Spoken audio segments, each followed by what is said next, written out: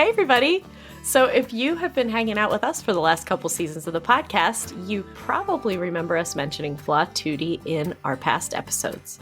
Our friend Molly Sharp, who incidentally was also a guest in season 1, started Flaututi to share her awesome duet arrangements of standard viola rep, which are great for teaching, and it has now grown into a wide-ranging catalog of one-of-a-kind resources for violists and beyond. Steph, do you remember when we played one of the duets from a holiday bundle together? Yes, it's one of my most cherished holiday memories. Aww. But actually, one of my favorites is something that all string instrumentalists would love. It's called Making Double Stops Ring, a guided exploration of just intonation.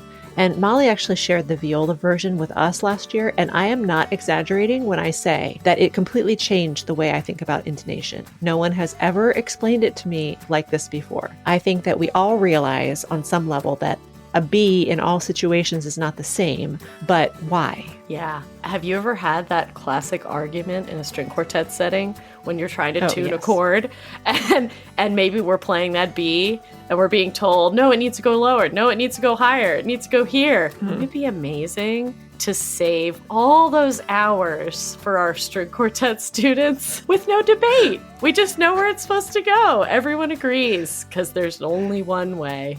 Right. You can just gift them copies of this book. Yeah, exactly. Nothing personal. Just here's a book about intonation. Well, Molly has made it easy for all of us to play in tune. So whether you play viola, violin, cello, or bass, there's a version for you. You can find this pragmatic book, viola duet arrangements of classic viola repertoire, and so much more at vlatutti.com under Marketplace, or look in this episode's show notes.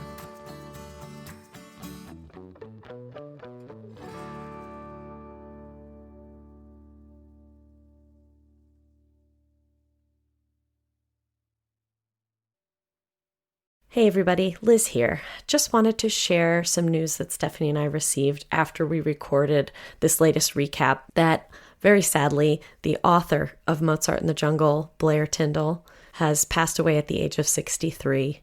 And we just want to acknowledge the indelible mark she has no doubt left on the classical music industry by publishing this memoir. And we will continue to attempt to do her justice by sharing our experience in watching this show and the wild stories that she shared in her book coming to life. Rest easy, Blair Tyndall.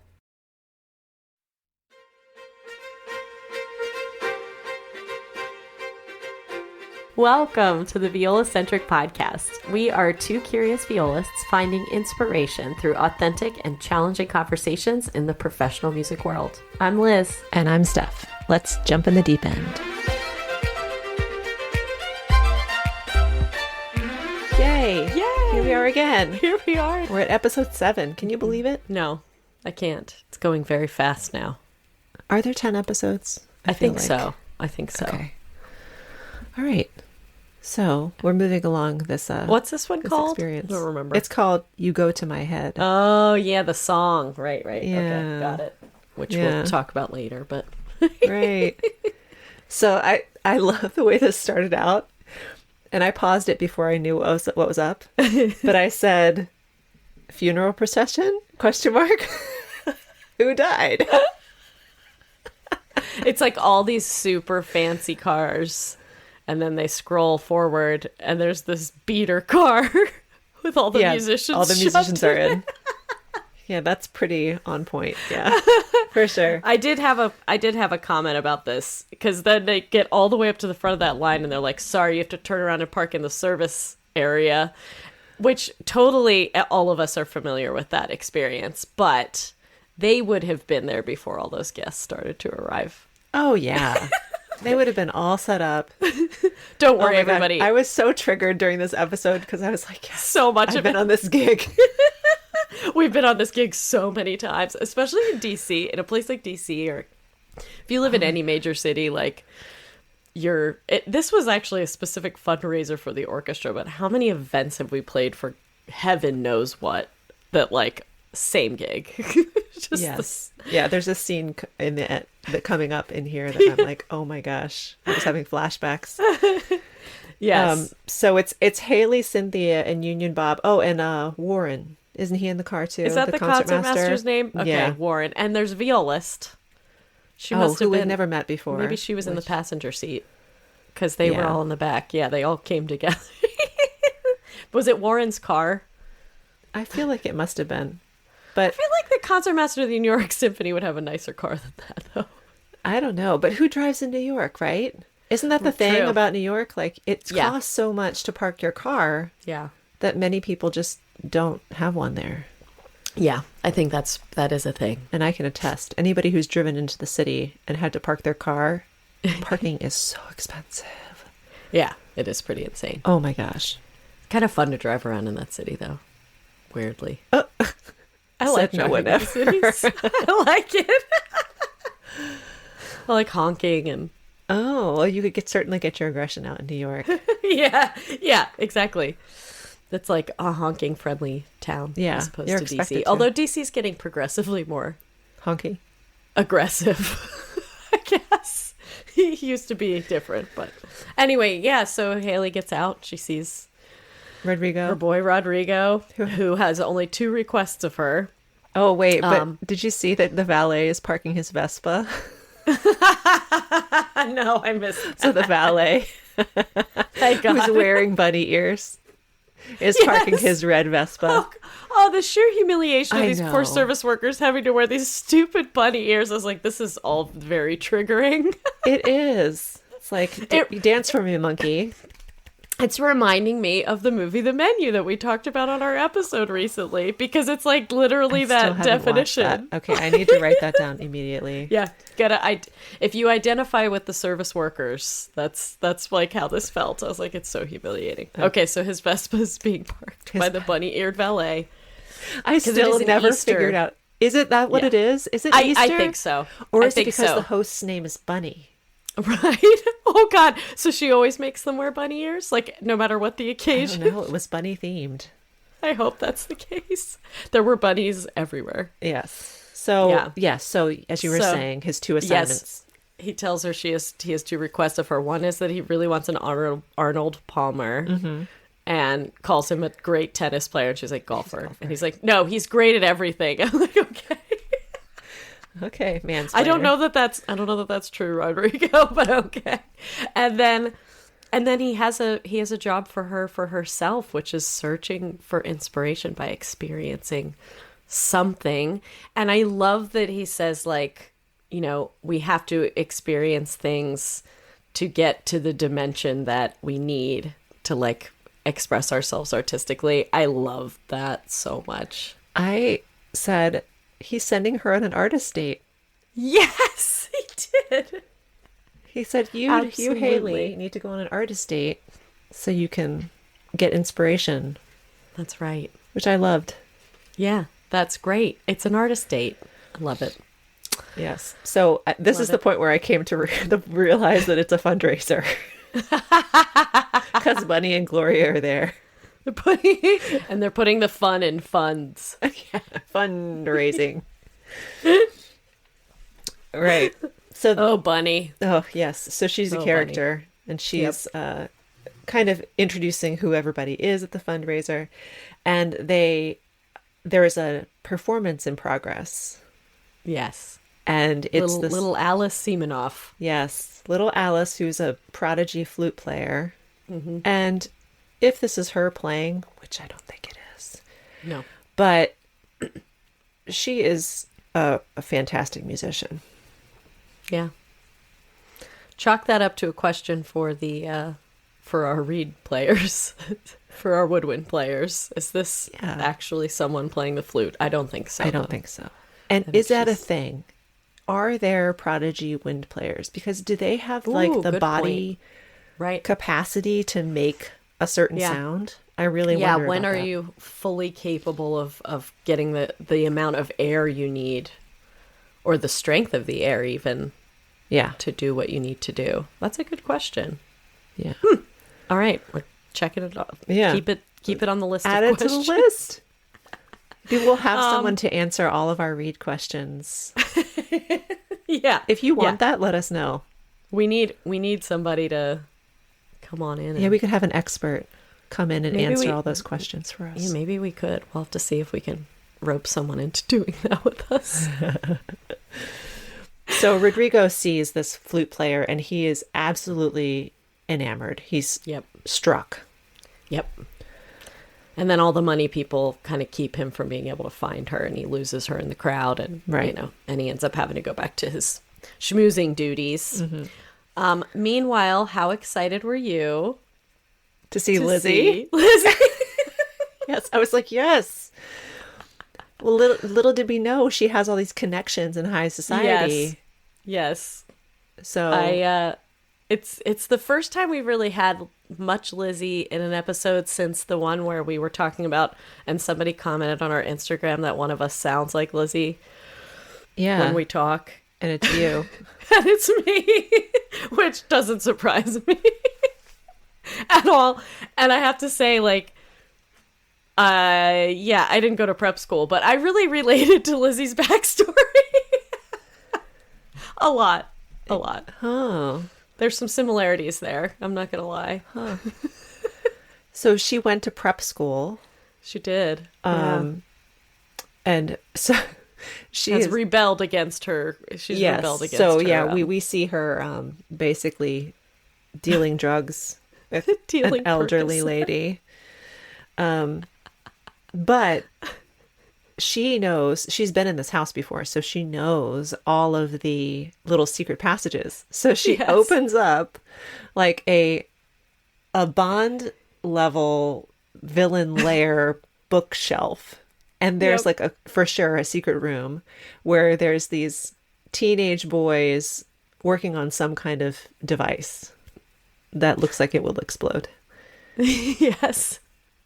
And she knows one of the boys that's in there who's older, and it's Evan Byers. Oh, I'm glad you remember the name. I was going to ask you. You're good about that. I forgot Evan's name. I just kept calling him prep school boy. Yes. Evan. And I was judging him as hard as she was at the beginning. Oh yeah. Oh yeah. Yeah.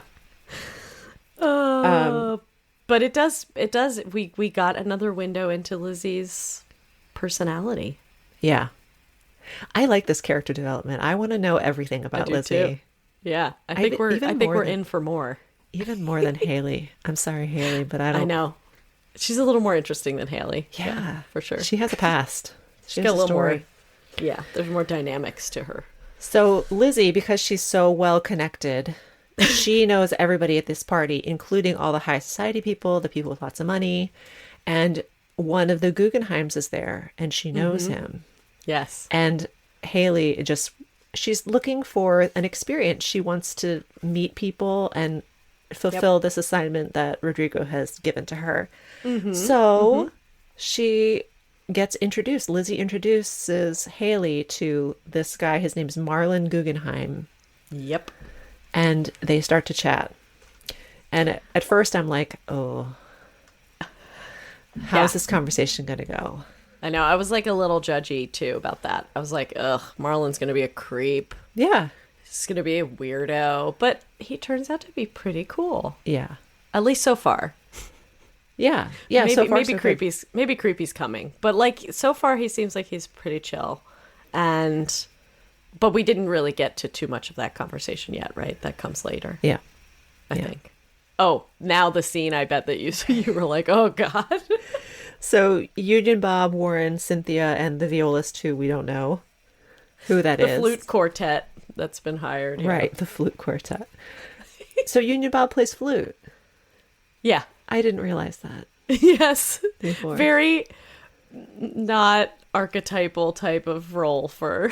He seems too crotchety to play flute. Yeah, for sure. I don't think I've ever met a flute player that has that kind of demeanor, but... Yeah. You know, that's artistic liberty. We're known for our stereotyping in the music biz, though. That's true. That's true. We'd like to stereotype every instrument. If you are a flute player that is like Union Bob, give us a shout out. Yeah, let us know. We want to know you. We support you. I guess Kim is a little like, she's like a female Union Bob. Who? Kim, our friend Kim. Oh, Kim.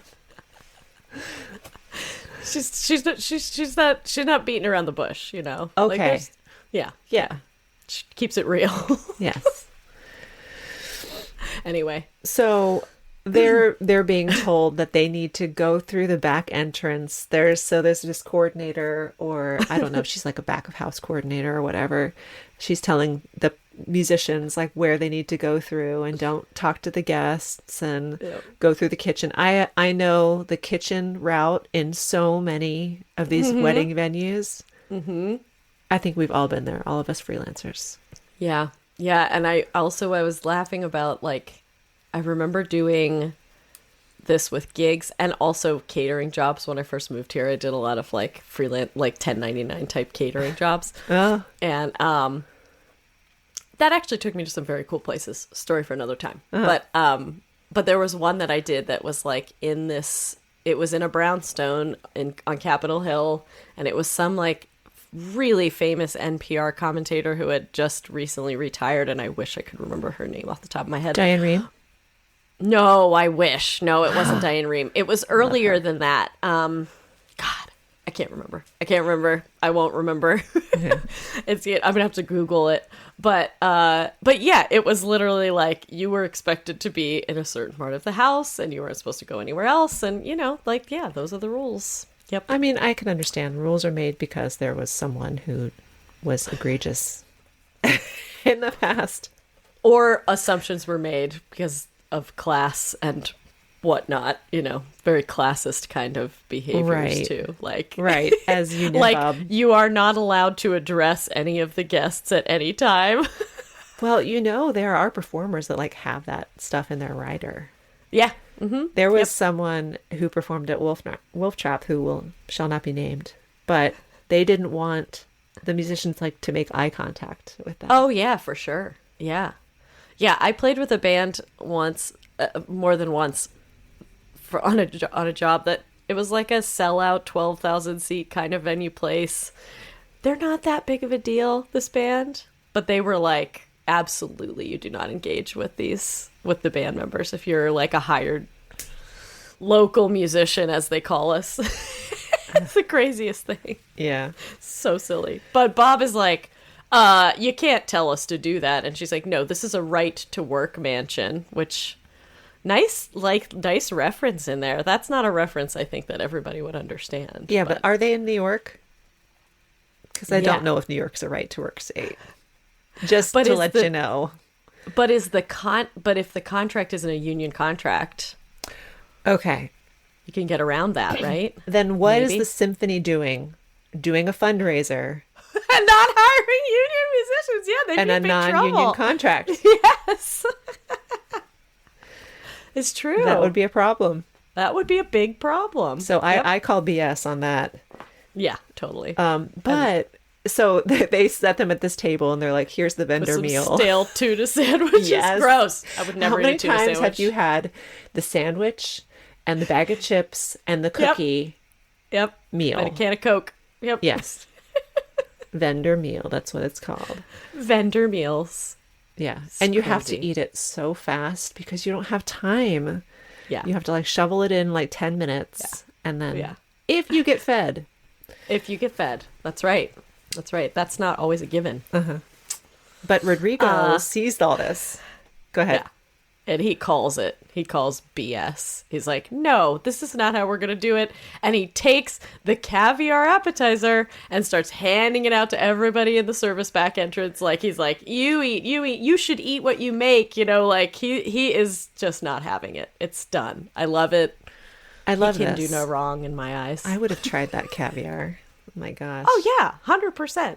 And then it's kind of like, I think the musicians just decided, okay, then we're just not going to follow any of these rules. So they're just walking around. Cynthia runs into Thomas's wife and it's stressful. So she grabs a glass of wine. It's like all bets are off. Yeah. Yeah. Yes. So it's good. It's always a good feeling when you're encouraged to have a cocktail at a gig that you've worked at. Right. Not that I would like go crazy. Yeah, but to have like one drink. A glass of wine. Yeah. Yeah.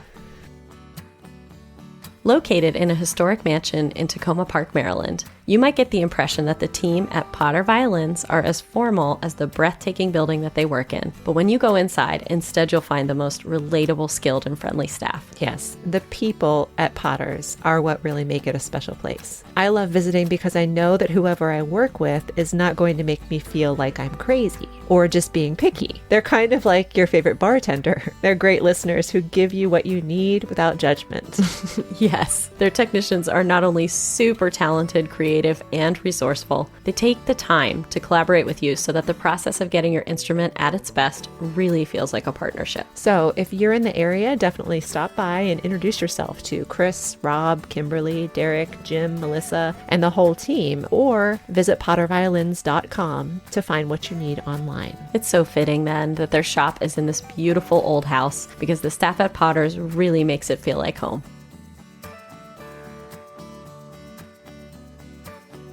Season 3 is sponsored by the Arc Rest. Liz and I are always being asked about our Arc Rests, and we're happy to share how much we love them. The freedom of movement has been life-changing for me. Me too. And I love how using the Arc Rest allows my instrument to vibrate fully. And depending on how my body's feeling, I can also change the placement of the bass. Although Aaron and Tigran started the company in their home workshop, they've come a long way, continuing to innovate by experimenting with harder and softer woods, and even new materials like fiberglass. There are basses for violin, viola, and even for small fractional instruments. And there are foam pads of different thicknesses, so you can find one that fits your body or instrument perfectly. And the guys over at ArcRest are sharing a special discount code for our listeners. Use the code VIOLAcentric for 10% off anything on their site. Yes, check out their offerings at thearcrest.com. That's TheArcrest.com. And don't forget to use the code VIOLAcentric.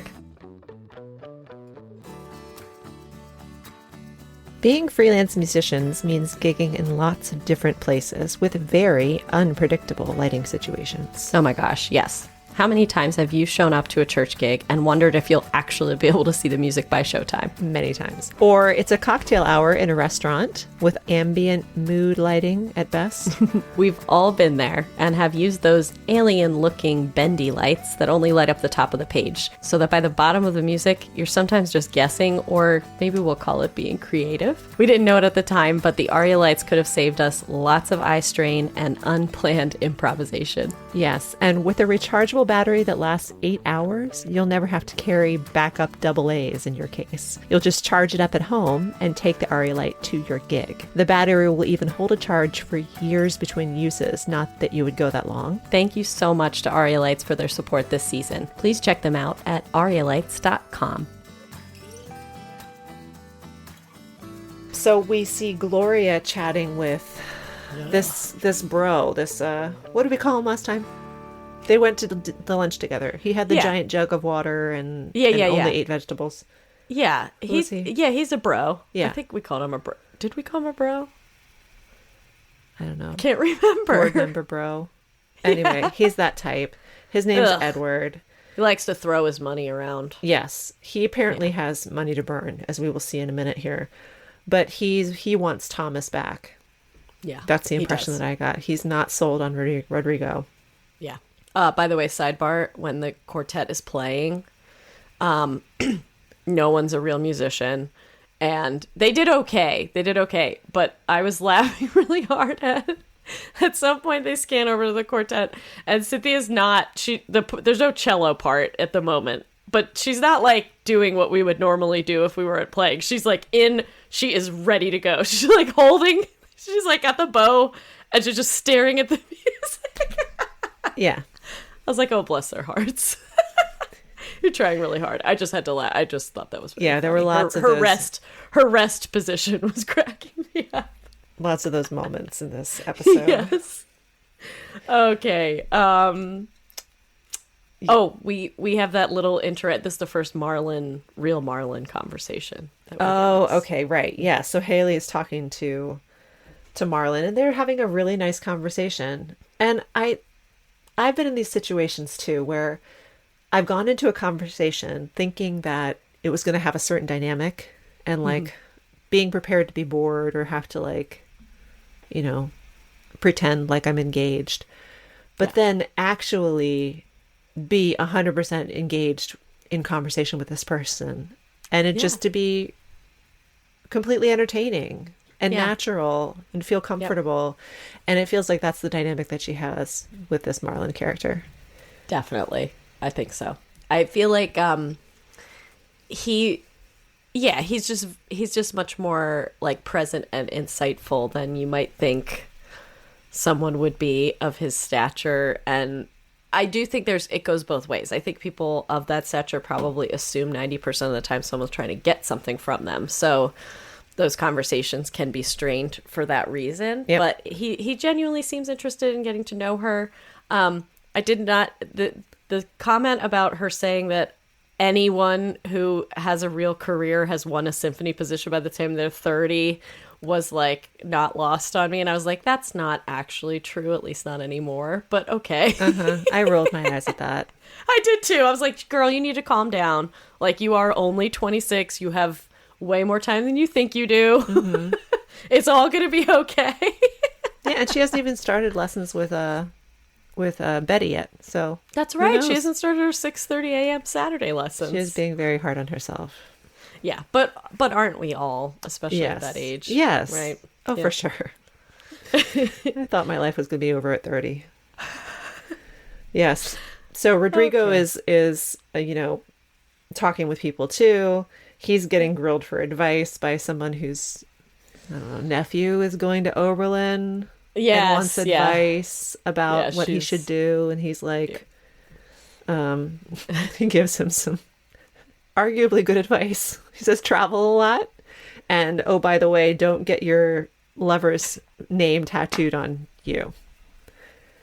And I wrote down good advice. Yeah.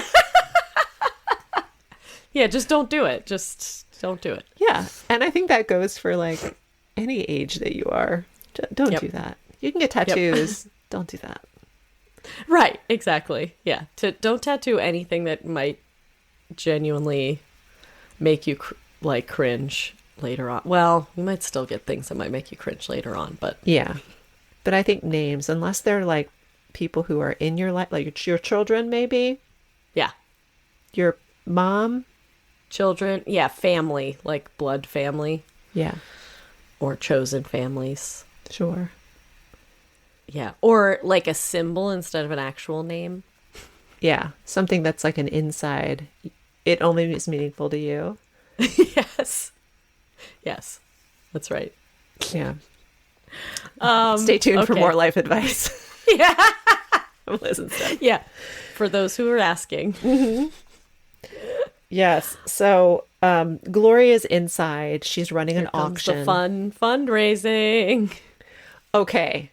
It's a big deal. Okay. $10,000 as a starting bid to play a triangle part. Mm-hmm. Should be higher than that. Yes. Well, how much does a musician get paid, like, for it to be their job to do that? And someone's like, I'm going to pay for the pleasure of doing that. Right. That was funny. That goes for $30,000. And that's the difference between us and them. Oh, my God. Yes. So Rodrigo's still looking for the flute player. He can't find her. Can't find her anywhere. But now we get Bro back throwing his money around. Oh, yes. Actually, before we get to that, Rodrigo is having a conversation with Cynthia. And this conversation that they have, I was like, ooh, yes, yes. So he says... Yeah, I like this too. Do we raise money to make music? Or do we make music to raise money? And it was like, ooh. Mm-hmm. That's deep. Yeah. Yep. Yeah. Anyway, poignant little thing. Oh, yeah. It's good. It's really good. Mm-hmm. So, yeah, now we get to Edward. Speaking of making money. He's got lots of money. And you can tell he's just trying to, he's trying to embarrass Rodrigo, I think. This is totally a measuring contest. Yeah. $300,000 if Rodrigo will play the violin in public, because he never plays in public, apparently. And Rodrigo's like, sure. Sounds good. Let me just grab this violin, which, by the way, okay, you would assume that it would be what's his name? Warren's violin. But Union Bob hands him a violin. I don't know where this violin came from. But there it is, just waiting for him, ready to go. So he goes to play Twinkle Twinkle Little Star. Right. I did say, what wonderful form. Yeah. I have to admit, I had to close my eyes. I want to help him so much with his technique. I just want to help him. Can I?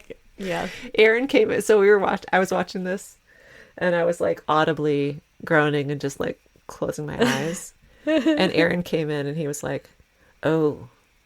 He was watching it. He was like, yes. Oh. He was cringing too. Doesn't even play a stringed instrument. Like, it's not just that he has a pancake wrist. It's that he also can't play with a straight bow. The bow is all over the place. That might be the worst. That might be more egregious than the wrist issue. But somehow, without warming up or anything, he plays the Twinkle variations and he challenges Bro right back and is like, I'll pay $300,000 if you know who wrote this. Yeah. And okay. So where is this money coming from? Yes, I did know. But where is this money coming from? Rodrigo is throwing around $80,000 for the impromptu concert in the park and all the fines associated with it. And now he's like threatening to pay $300,000 if this guy happens to know who wrote this variation. That's kind of a gamble. I feel like we are to assume that he is making at least like a couple $1 million with his position. Oh, okay, no.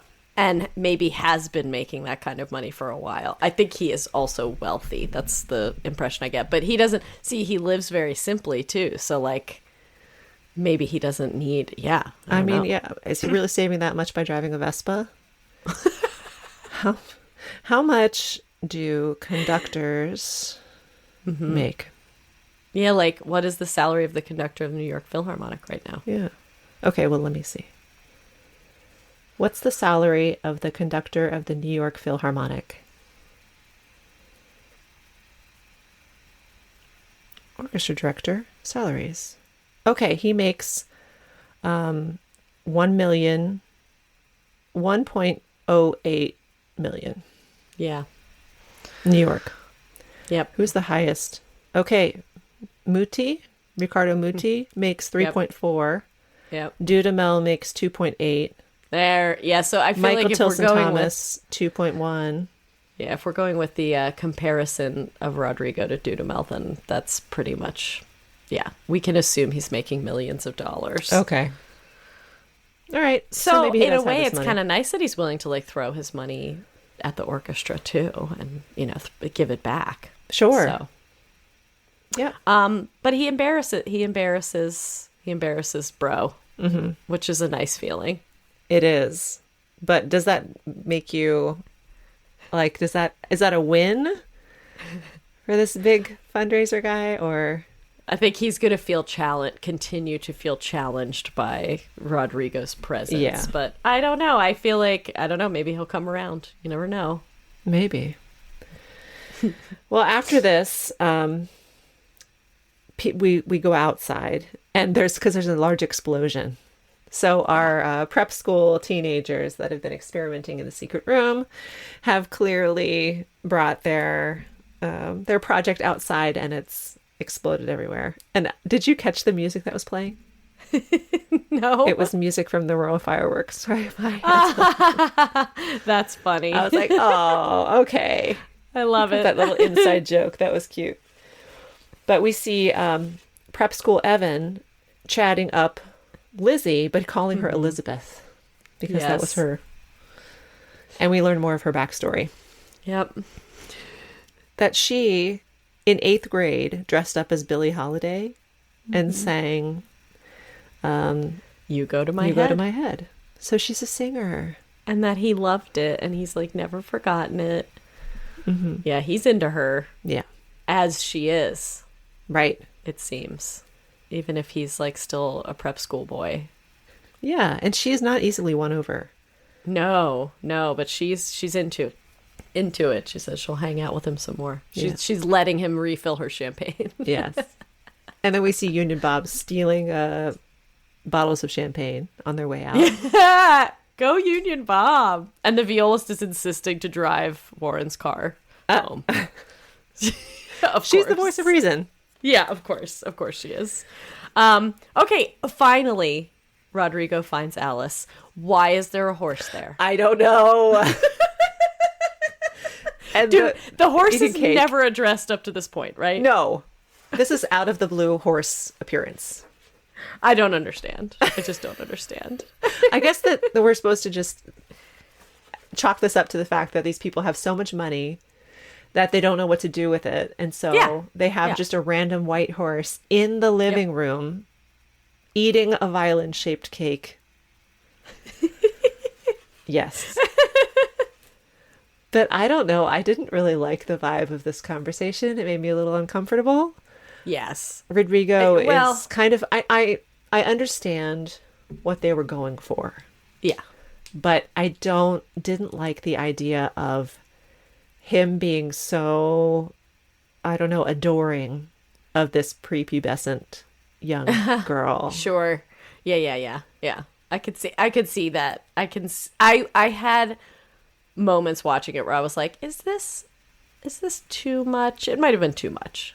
Might have been too much. But I don't know how much of it is also cultural. So I was like trying to think about, there's just like such a there's such a more like effusive way of interacting to some extent. Like it's always more familiar or more intimate than what we're really comfortable with. So I'm certain he didn't mean it to be creepy, but it did kind of come off as creepy here and there. But I think the content was, I don't know, it was really, really interesting. Like I think, he talked about how you have to sacrifice everything for your music. And, to some extent, like depending on where you want to go with it, that's true. But I love how she says, when she plays for her teacher or somebody else, she's mostly thinking about how she doesn't want to make mistakes. But when she plays for herself, she's not thinking at all. And then it's like kind of a dream. And I feel like that's probably our most successful. Like those are my most, that's when I play my best, when I'm not thinking about all that stuff. Yeah. But I don't know. Then she kind of asks him about why he's sad. And I think it's this reaction is like, I don't know, maybe there's this melancholy of like, we have this like gift within us. And then all of this stuff gets piled on top of it. And we're thinking about all these other things. And it goes back to his question about, do we make the money to make music or do we make music to make money? Like it's like you everything, it gets tainted. That purity of the intent or the purity of the voice within us gets tainted in some way, which I think... she's like this little angel of purity. Yeah. She's even dressed in all white. And the horse is all white. So it's like she's the innocence that we all begin with, this absolute pure love of music and the experience. And he's the more evolved, jaded version that's trying to rediscover his innocence and that initial love. Absolutely. Yep. It's great. I wrote very patient horse. The horse is just standing there. Hanging out. Okay, so then we go back out and we have Hailey and Marlon continuing their conversation. Once again, I have another question for a reed player. Yes. Can you really practice 5 hours a day when you're eight doing anything? No. The answer's no. The answer's That's no. just so ridiculous. But I did really identify with her whole storyline of, like all I had was this instrument I wanted to play. It found her, and then like she just had this music in her head all the time and she felt like an alien most of the time. And then she found her other aliens. And I was like, yeah, that's 100% how it feels, doesn't it? Like you're like, okay, alien, I found my tribe or whatever. And now she's trying to get in the mothership, and I don't know, it was just nice. It was a nice conversation. Yeah. She's a little self-obsessed still, but she's just got to figure that out. So they're having this great conversation, and Marlon wants her to teach him the oboe. Yeah. Yep. I'm like, you should think about your choice again, my friend. Yeah, yeah. Your head might explode. That's all I'm saying. Your head might explode. Yeah, so he's just really easy to talk to. I loved this for her, that she's like, you're so easy to talk to. And he's like, well, did you ever think about the fact that you're really easy to listen to? I was like, oh, that's nice. That's nice, but that's probably not true. She seems like she could get a little grating. Yeah. I mean, yeah, I'm okay with Hailey. She's just like, I don't know, all right. She's just fine. Yeah, she's fine. I would much rather a show about Lizzie. Mm-hmm. She is the star. It might be too much, though. That show might be too much. I don't know. Yeah. I dig her. But she has a lovely jazz voice. Yes. Yes, she does. Very so, beautifully. Yeah, the after party, this party, you know, like all fundraisers that we've been to, it goes into the next morning. It's a rager. Yeah. They've all been up all night. They've trashed the lawn. Yes. So they're playing some soccer. And Rodrigo ends up breaking his nose. Yeah. Whoops. And he's in the ambulance. They're in the ambulance. Hailey's with him. He's like, did you do your homework? And I think she did. Yeah, I think she did too. I think she did good. And he was very happy to hear that. And then she's like stroking his hair very tenderly. And I know they're like foreshadowing at something, but I don't know. I would prefer if the relationship stayed like it's warm, but I like the idea of it just staying as like a mentor-mentee relationship. Yeah. I don't want it to go further than that. Yeah. But I have a feeling it's gonna. Yeah. All the images I see from next season do portend that. Great. So brace yourself because there's an inappropriate boss worker relationship on the horizon. More Me Too stuff. Great. So problematic. So 2014. Well, that's it. That's episode 7, man. We're rolling through them. It's fun. Well, this is fun. I enjoy doing this with you. Me too. And I enjoy the episodes. I'm entertained. Yeah. So until next time. Yeah. See you for episode 8. Thank you so much for listening today, and thanks also to our season sponsors, Arkrest, Potter Violins, and Aria Lights. Another thanks to Alto Clef Gifts, where you can purchase viola-centric shirts and mugs, and a variety of other fun items featuring our beloved Alto Clef. If you loved today's episode, consider writing us a 5-star review on Apple Podcasts.